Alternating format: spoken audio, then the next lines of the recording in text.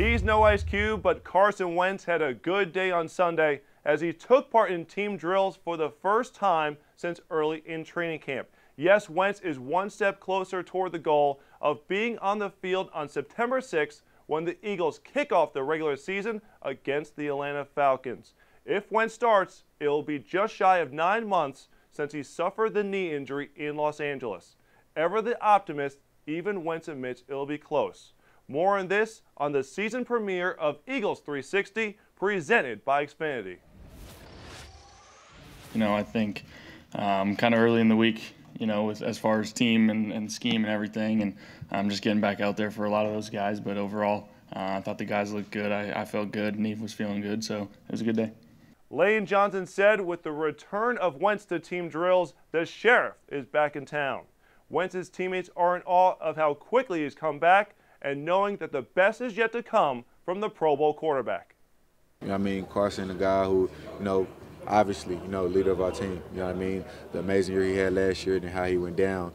And then also seeing that, on the opposite end of that, the grind.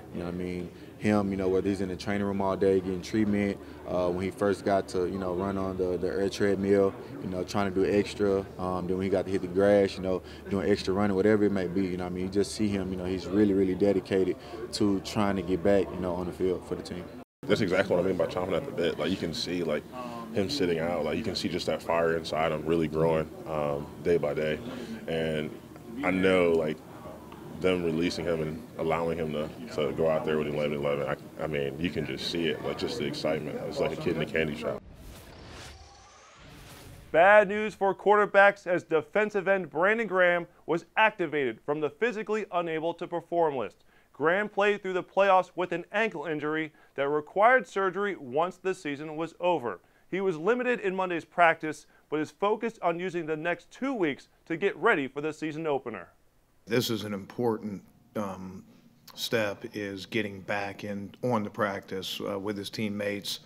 Probably be limited to just some individual stuff, and we'll sort of work him along.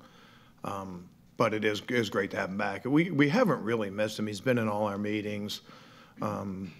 He's been around quite a bit, and obviously he's a guy that has done a lot for our defense. So it's nice to have him back on the field, but it's not like we lost him. Hey, this week is just like a building block, for week one. So, I think as I continue to feel better, I'm gonna continue to keep going harder. And I'm just excited, man, because now I can start counting the days down. Now I got 17 days to get right.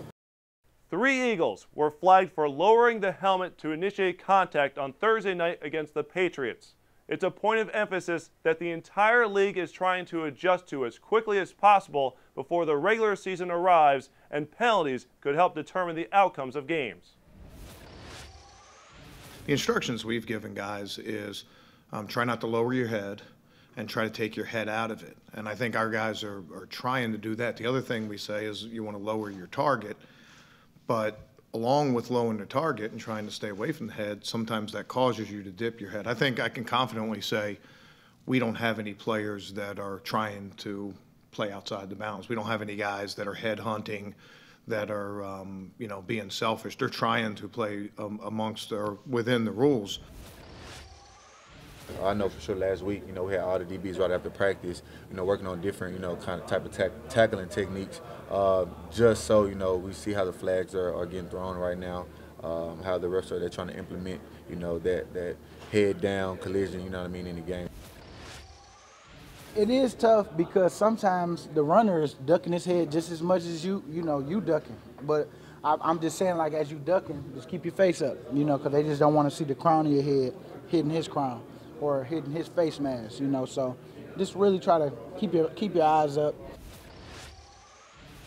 That'll do it for this season premiere of Eagles 360, presented by Xfinity. Head coach Doug Pearson will address the media on Tuesday for the final time ahead of Thursday's preseason showdown in Cleveland. Molly Sullivan will have all the details. Until then, I'm Chris McPherson. Thanks for joining us, and have a great Eagles night.